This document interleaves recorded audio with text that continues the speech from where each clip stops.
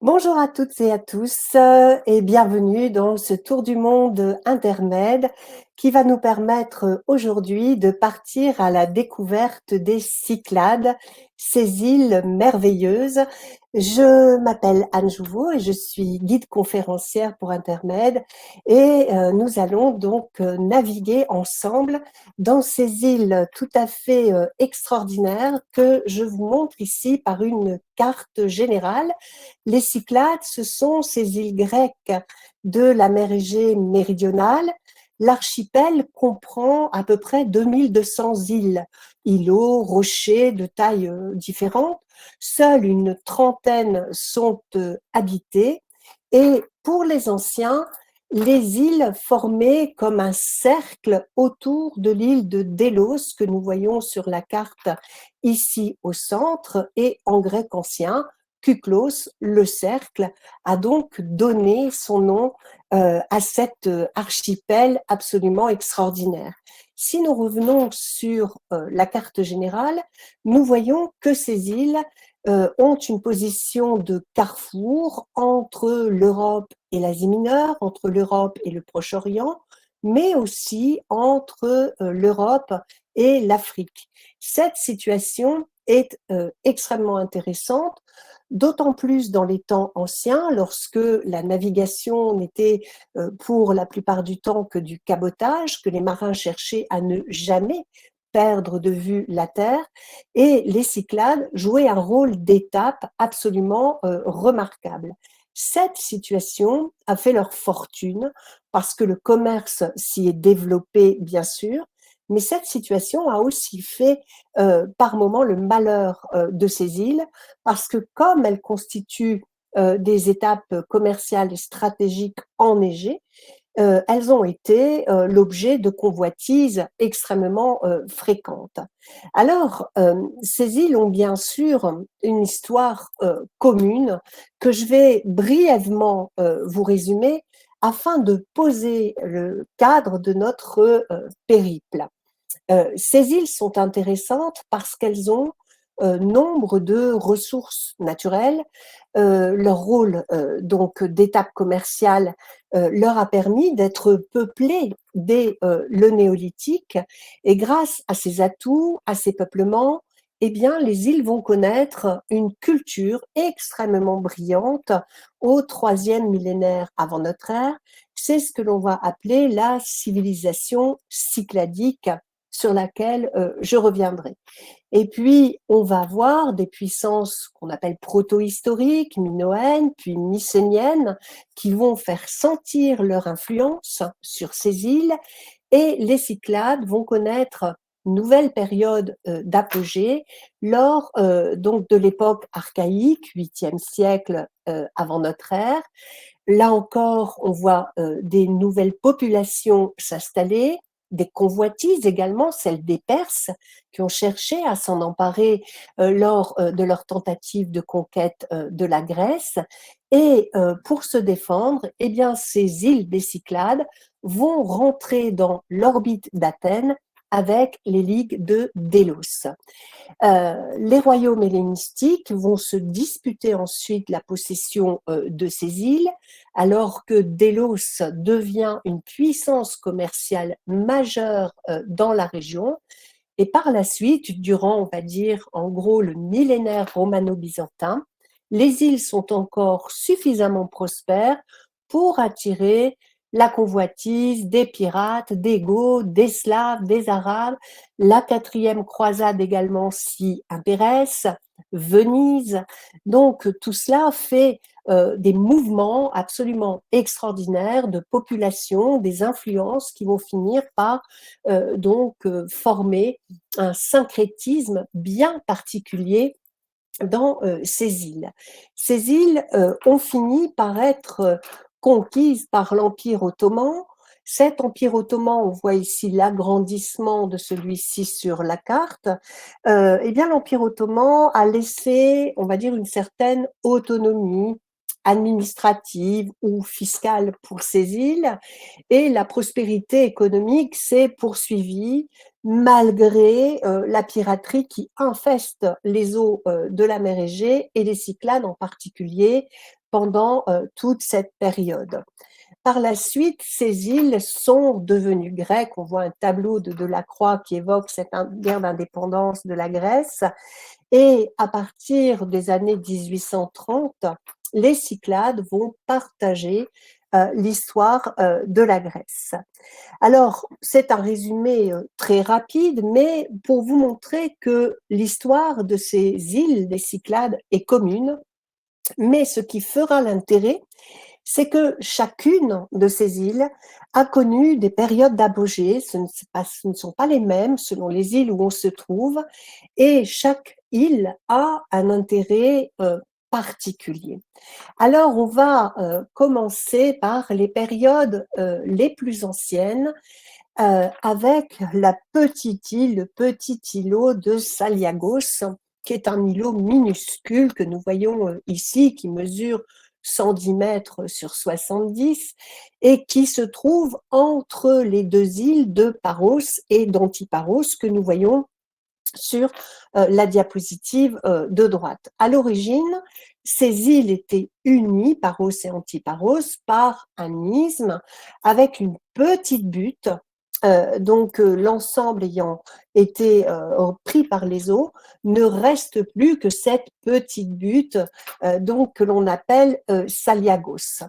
C'est sur ce petit îlot que l'école britannique donc a trouvé un site qui est un site de pêcheurs. On a retrouvé des bâtiments, des objets en pierre, en terre cuite, des restes de nourriture.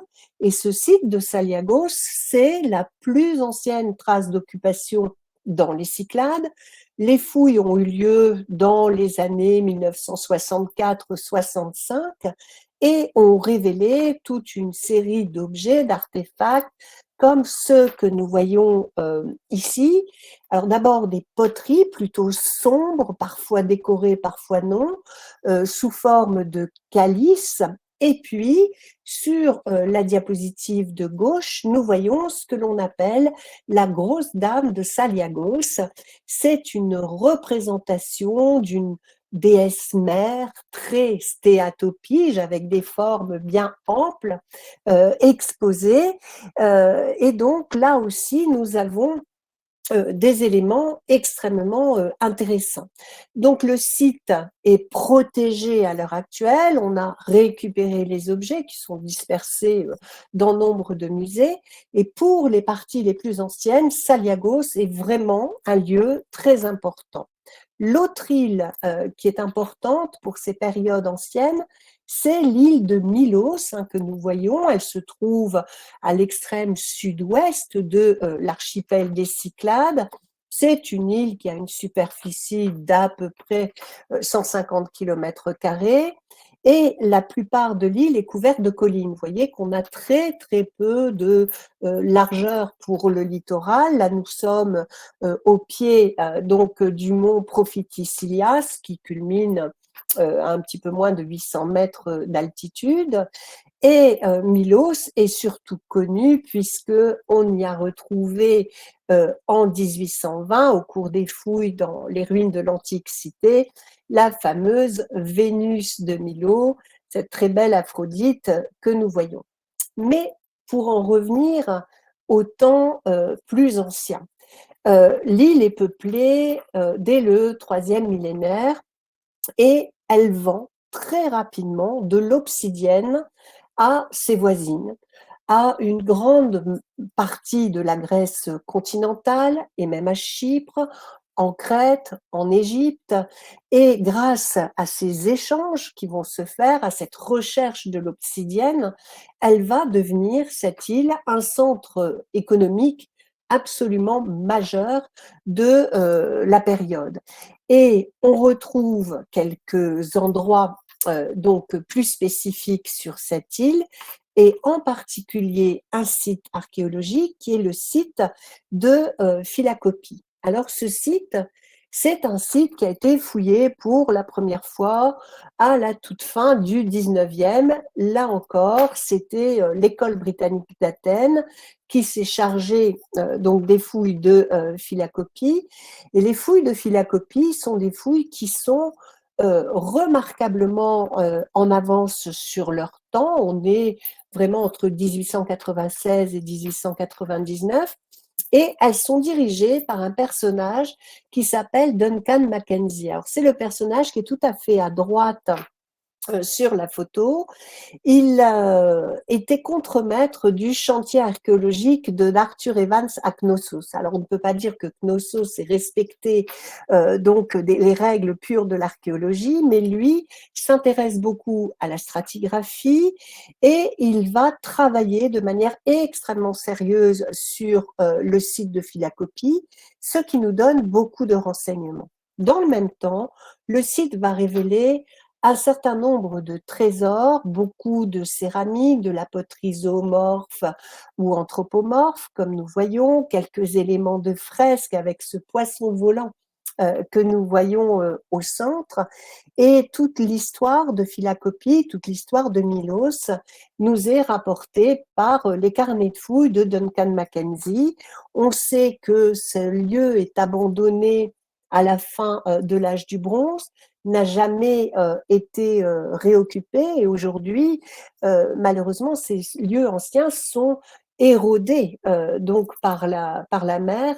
Il n'en reste plus grand-chose. Ceci étant, toute cette période, donc c'est une période qu'on va appeler la civilisation cycladique, avec des éléments tout à fait marquants qui sont ce que l'on appelle entre guillemets les idoles cycladiques que nous voyons ici. Alors, ce sont vraiment les premiers chefs-d'œuvre de la statuaire grecque qui appartiennent à cette civilisation encore mal connue, qu'on commence à approcher à la fin du 19e siècle. Ce que l'on sait, c'est que les marbres des îles de Paros et de Naxos sont très abondants, sont à fleur de sol, et ça va permettre la création de ces statuettes extrêmement épurées, donc que l'on va travailler grâce à des outils d'obsidienne, même si on connaît les métaux, et que l'on va polir ensuite à la pierre ponce. Et on a décelé en plus sur nombre de ces idoles, entre guillemets, des traces de pigments prouvant qu'elles étaient peintes. Alors, au départ, on a plutôt les formes d'idoles violons, c'est celles que l'on voit en bas à droite, qui sont une schématisation des déesses mères que l'on peut retrouver à peu près partout, y compris au Proche-Orient, en Anatolie. Mais la particularité vient après sur l'évolution de ces représentations qui sont extrêmement fascinantes, qui mesurent de quelques centimètres à 1,40 m, même si la plupart font entre 15 et 20 centimètres.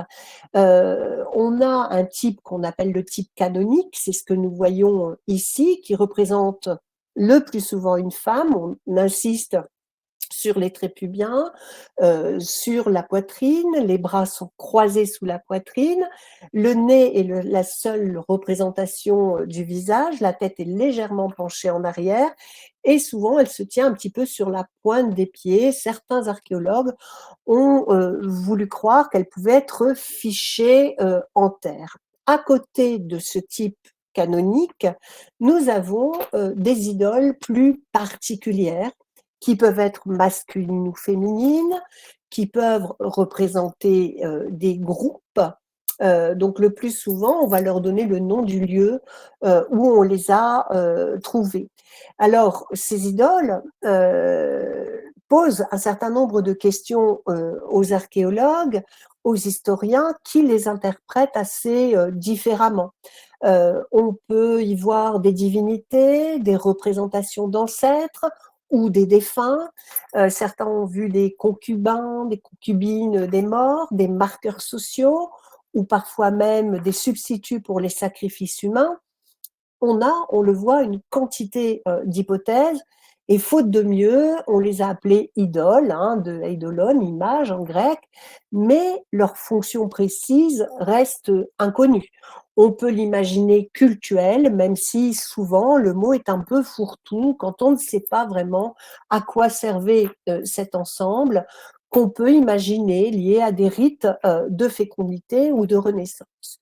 Toujours est-il que la découverte de ces idoles et donc de cette civilisation cycladique donc va énormément frapper l'imaginaire et les artistes de la période moderne et contemporaine vont s'inspirer de ces idoles, que ce soit Brancusi, Modigliani, Giacometti ou Henri Moore, tous vont être happés par la simplicité, puisque la polychromie a disparu, le côté presque abstrait de ces idoles et des volumes qui sont extraordinairement modernes.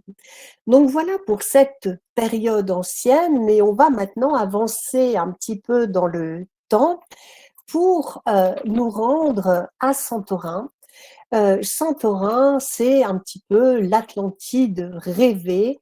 Le nom antique de l'île est Terra. Alors Terra, c'est à la fois le nom de l'île, mais aussi le nom de, on va dire, sa ville principale à l'époque, qui est fondée à l'époque archaïque, où, selon les auteurs anciens, on nous dit qu'une île qu'on appelait Calistée, c'est-à-dire la très belle ou la plus belle, aurait été rebaptisée Terra à la suite donc de l'arrivée de Leukis, c'est-à-dire du chef de l'expédition de colonisation, qui était dorien, il s'appelait Terras, et c'était un descendant donc de Cadmos. À partir de ce moment-là, l'île va s'appeler Terra. Quant au nom de Santorin que nous employons, il est dérivé de Sainte Irène et c'est un nom qui n'est attesté qu'au milieu du XIIe siècle. Hein. Le géographe Al-Idrissi nomme ainsi donc l'île de Santorin.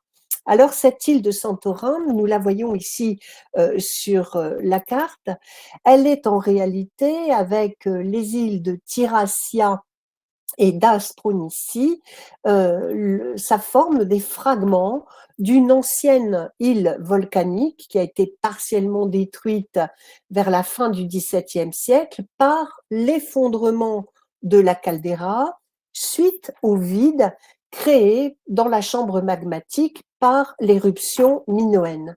Alors on voit ici depuis Terra cette caldeira, où vous voyez Tiracia au fond à droite, le tout petit îlot blanc d'Astronicie. Donc tout cela forme le cercle. Au centre, vous avez Palea Kameni et Nea Kameni, l'ancienne brûlée et la nouvelle brûlée, qui sont des résurgences d'activités volcaniques postérieures. Voilà une vue aérienne qui permet de mieux comprendre, de mieux voir donc cet ensemble tout à fait particulier. Et si l'on regarde les falaises, on s'aperçoit donc de l'épaisseur des roches volcaniques qui se sont accumulées lors donc de cette explosion massive. Alors cette île donc, on nous en parle dans les textes anciens, Hérodote, hein, qui nous raconte l'histoire de la colonisation. Comme les autres îles, elle a appartenu à la Ligue de Délos, à l'Empire romain devenu byzantin, conquise par les Latins. Elle a connu quelques activités volcaniques, une très importante en 1950, mais surtout cette île va générer une quantité de mythes et particulièrement pour un grand nombre de gens, l'île se rapproche de l'Atlantide. Et on a un personnage très important qui va, alors là on a quelques vues de Santorin, et ce personnage très important, c'est Spiridon Marinatos. Alors Spiridon Marinatos est un archéologue qui va consacrer sa vie entière à Akrotiri. Il va mourir d'ailleurs sur le site d'Akrotiri lors d'un effondrement. Et il a une théorie assez précise qu'il développe à partir, on va dire, des années 1939-1940. Pour lui, l'explosion volcanique qui a réduit cette île n'a pu avoir que des conséquences géographiques, physiques très importantes, et elle serait contemporaine de la fin de la culture des palais en Crète. Alors il explique ça par une couche de cendres, de lapilli, de petits rejets volcaniques qui seraient allés jusqu'en Crète, voire par l'existence d'un tsunami provoqué par l'effondrement de la caldeira. Et pour Spiridon Marinatos, le souvenir de cette catastrophe va être rapporté de génération en génération, et c'est ce qui aurait inspiré la légende de l'Atlantide. Alors, Spiridon Marinatos va devenir archéologue et travailler. Près de 30 ans plus tard, il va donc faire ses preuves sur un site qui avait déjà été plus ou moins senti, mais pas réellement fouillé, qui est le site d'Akrotiri, dans lequel il va mener des fouilles systématiques. Alors, nous avons une vue générale du site et nous avons le plan, alors qui n'est un plan que je dirais éphémère, puisque l'ensemble du site d'Akrotiri n'a pas été mis à jour encore à la date où nous sommes. Mais nous avons des quartiers avec des maisons. Et ce qui est extrêmement intéressant, c'est que dès la première campagne de fouilles, les résultats sont absolument spectaculaires, puisque Marinatos et son équipe trouvent cette ville de l'âge du bronze qui se rapproche de la civilisation minoenne. On voit les caves avec les grandes jarres de réserve, les escaliers, des maisons à étages. Contrairement à d'autres sites, on n'a pas retrouvé de corps, les habitants avaient fui antérieurement à l'explosion finale, et surtout, on a retrouvé dans le site nombre de fresques qui sont aujourd'hui réparties entre un musée qui se trouve sur l'île même de Santorin et donc le musée archéologique d'Athènes. Ces fresques sont extrêmement variées. Elles utilisent la technique de la fresque classique, mais on avait beaucoup de rajouts à secco, ce qui fait que leur conservation est assez inégale, et on a beaucoup de reconstitutions, mais il n'empêche qu'on a donc des thèmes absolument superbes, les oryx, les singes bleus que nous voyons ici, le pêcheur des Coryphènes, la dame d'Akrotiri sont parmi les plus célèbres. On voit qu'on utilise surtout le jaune sous forme d'ocre, le rouge foncé, le bleu égyptien, le graphite qui sert pour les lignes qui entourent l'ensemble. On voit aussi les boxeurs et la Seine maritime qui sont extrêmement célèbres. Les fouilles d'Akrotiri sont maintenant dirigé par Christos Doumas. Bien sûr, on a un petit peu mis loin cette idée de l'Atlantide, hein, donc cette hypothèse-là n'est plus retenue aujourd'hui, mais de toute façon, beaucoup d'historiens l'avaient accueillie avec un scepticisme proportionnel au succès médiatique, et dans le même temps, des géologues ont travaillé et ont séparé les dates de l'éruption de Santorin, de la fin de la civilisation des palais en Crète. Donc, les hypothèses de Marinatos ont été un peu réduites à leur portion congrue. Il n'empêche qu'on lui doit la découverte de ce site majeur pour cette période du bronze. Alors, on va changer d'île, refaire un petit périple pour nous approcher du centre de ce Cyclade, de ce cercle, avec l'île de Délos, qui est, on le voit, tout à fait à proximité de Mykonos, une toute petite île, en longueur, mais qui est vraiment à mi-chemin entre le continent grec d'un côté et l'Asie mineure de l'autre. Et c'est une étroite bande de terre, hein, qui fait à peu près 5 km sur 1 km, 1 km 2 de largeur, hein, avec un lac d'eau douce que l'on voit dans la partie nord, qui a été mentionné par Hérodote. Et dans on a donc cette île qui va être occupée par un grand sanctuaire donc qui va être construit grâce à la mythologie. Parce que dans l'Antiquité, l'île a porté plusieurs noms, Ortygie, l'île d'Écaille, le nom d'Élos, clair, stable ou visible, s'explique aussi par la mythologie. Donc cette mythologie, on va l'aborder à partir du mont Sainte, hein, qui est le mont sacré de Délos, qui est en partie constitué de manière naturelle et en partie d'accumulation de vestiges historiques. C'est le point culminant qui ne dépasse pas 113 mètres d'altitude et la mythologie nous raconte que Zeus a immobilisé cette île qui était un peu flottante, qui dérivait, pour que son amante, Leto, enceinte de ses œuvres et poursuivie par la vindicte des rats, trouve un asile, un lieu stable où elle puisse mettre au monde ses jumeaux Apollon et Artémise. Et cette histoire nous est racontée dans l'hymne de Callimaque qui nous dit « Terre venteuse, terre sans labour, faite plutôt, roche battue par les flots, pour le vol des mouettes que pour l'ébat des chevaux, Délos est planté dans la mer, qui roulant ses flots pressés, essuie à son rivage toute l'écume des eaux. » Et donc, pour rappeler cet épisode, on va édifier donc un sanctuaire.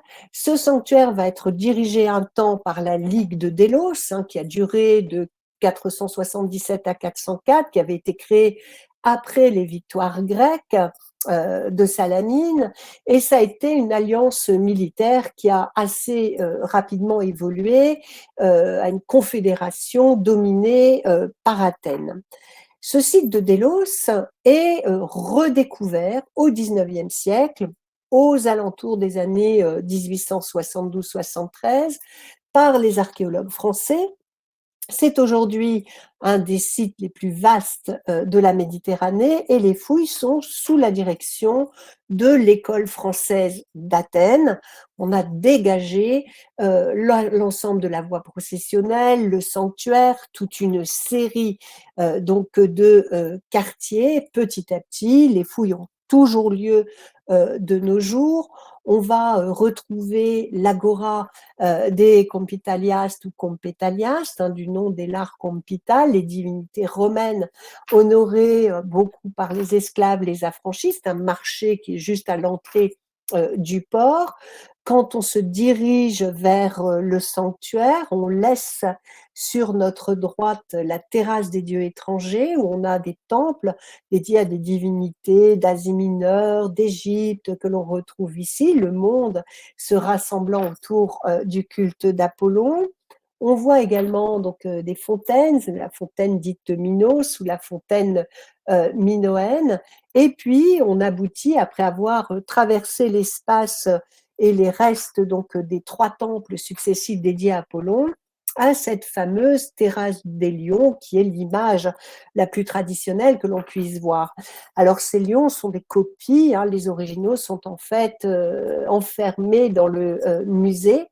Et l'île de Délos, d'abord religieuse, puis de plus en plus religieuse, avec des interdits très nombreux qui l'a frappée, va à l'époque hellénistique d'abord se doter d'un théâtre important, hein, donc qui pouvait contenir plus de 5000 personnes, et surtout d'une ville, qui est une ville peuplée de populations très cosmopolites, venant d'un peu partout pour commercer. Et Délos devient un port franc, devient une zone où on échange de tout et où l'on va vivre dans des maisons qui sont construites assez rapidement, mais le bâti était destiné à être stuqué et recouvert. Par contre, on y retrouve des mosaïques, des statues, une image de la vie hellénistique et romaine extrêmement intéressante. Et cette toute cette période-là, donc fait aussi donc la richesse de Délos.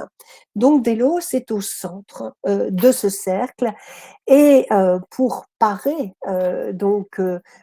ces temples, pour parer ces voies, pour parer ces maisons, eh bien, on a bien sûr fait appel au marbre, particulièrement au marbre de Paros. Alors Paros, deux éléments sont très importants. Vous avez ici cette île que nous voyons ici.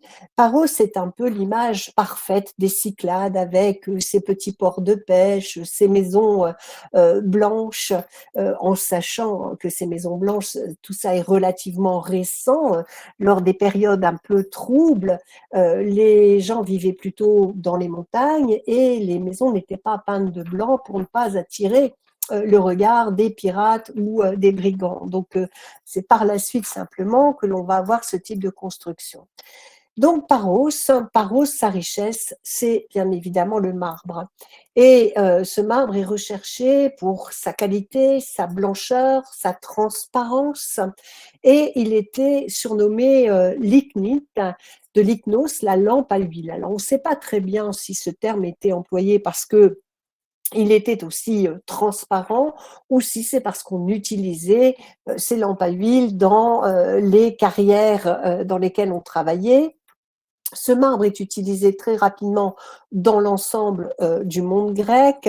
Il va attirer de nombreuses vocations, de la sculpture archaïque à la sculpture hellénistique et romaine.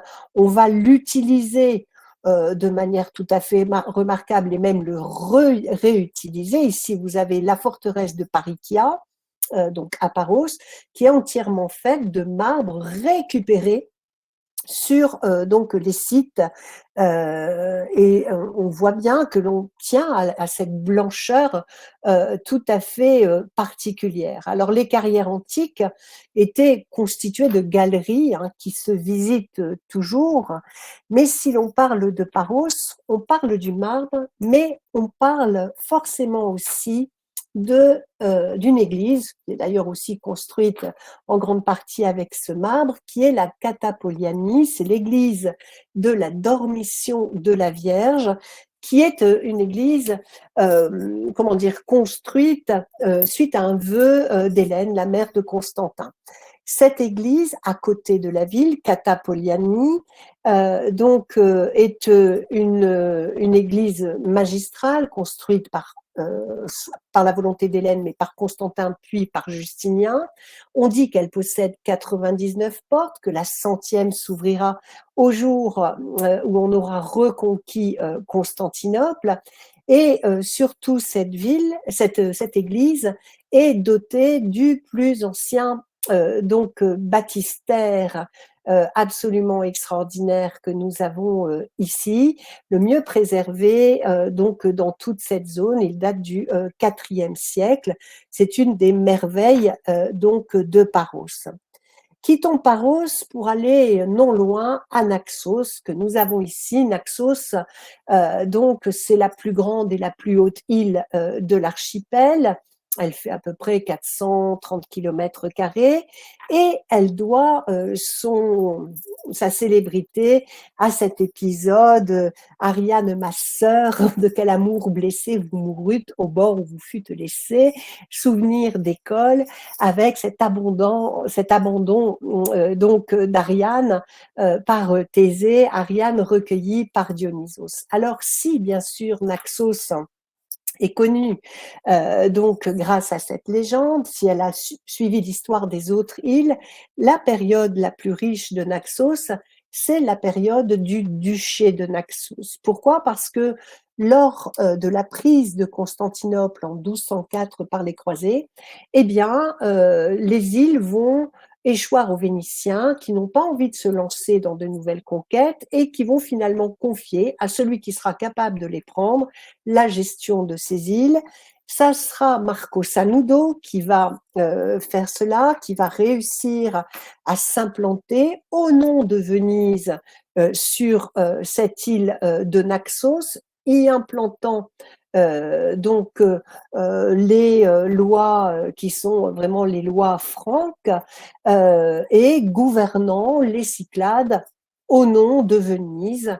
Cette dynastie des Sanudo va donc construire une forteresse. On voit ici les détails. Et là, vous avez la forteresse, donc sainte par la ville Anaxos.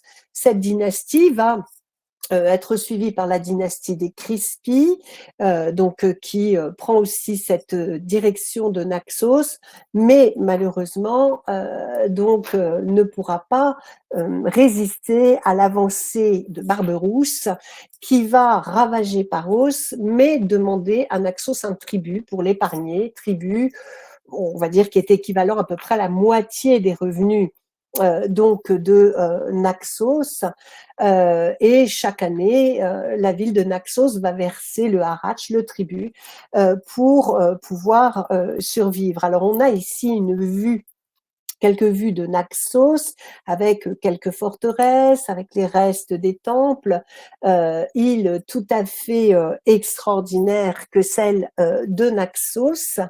Et on voit bien, donc Naxos était aussi riche en marbre.